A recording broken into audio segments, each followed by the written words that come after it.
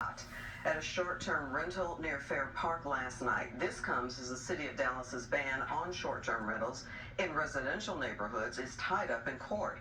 Fox 4's Lori Brown is live with that story. Lori.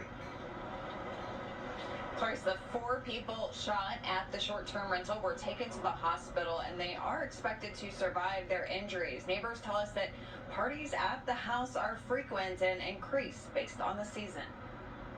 Dallas police placed nearly 20 evidence markers out in front of a Verbo short-term rental early Tuesday morning. The 3-bedroom rental on the 5400 block of Bear Street was advertised on the platform as being able to sleep 10 people near Fair Park, the K. Bailey Hutchinson Convention Center, and the Cotton Bowl. So this tragic incident just underscores the problem that violence at short-term rentals is endemic. It's unavoidable. David Shorty is co-founder of the Texas Neighborhood Coalition. He successfully helped the city of Arlington get a ban on short-term rentals in residential neighborhoods, except for those homes in the entertainment district. The ban has held up in court. This particular incident really underscores, I think, the necessity for allowing the city of Dallas to begin to enforce the short-term rental regulations that it adopted in 2023. Shortly after it was passed, the Short-Term Rental Alliance challenged Dallas's ordinance with a temporary injunction to keep the city from enforcing the ordinance until there is a trial to determine its merits. The city recently appealed a ruling in favor of short-term rental operators to the Texas Supreme Court. David Cole represents the Short-Term Rental Alliance. Right, so the Supreme Court, it gets a lot of applications, a lot of petitions.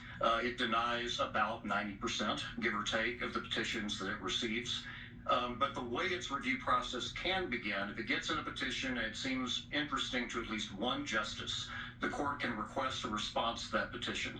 Dallas City Council members have recently discussed that the World Cup will likely bring a big increase in short-term rentals in the city. In their petition, the city said we have the World Cup coming, but the Supreme Court moves on its own timetable. Its interest is in the jurisprudence of the state and not whatever might be coming down the pipeline the next few months. And so that's not really going to be a priority for them. Shorty is hoping the Supreme Court does make it a priority. I also stress that this sort of violent behavior is really just the tip of the iceberg when it comes to a threat to neighborhoods.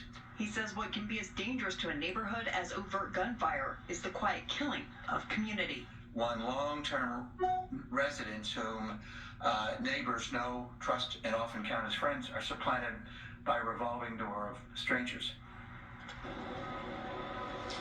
We reached out to Verbo for a response to the quadruple shooting at its listing. The platform took the listing down but did not respond to my request for comment. The Texas Neighborhood Coalition has tracked 543 shootings at short-term rentals across the state since it started tracking them in May of 2019.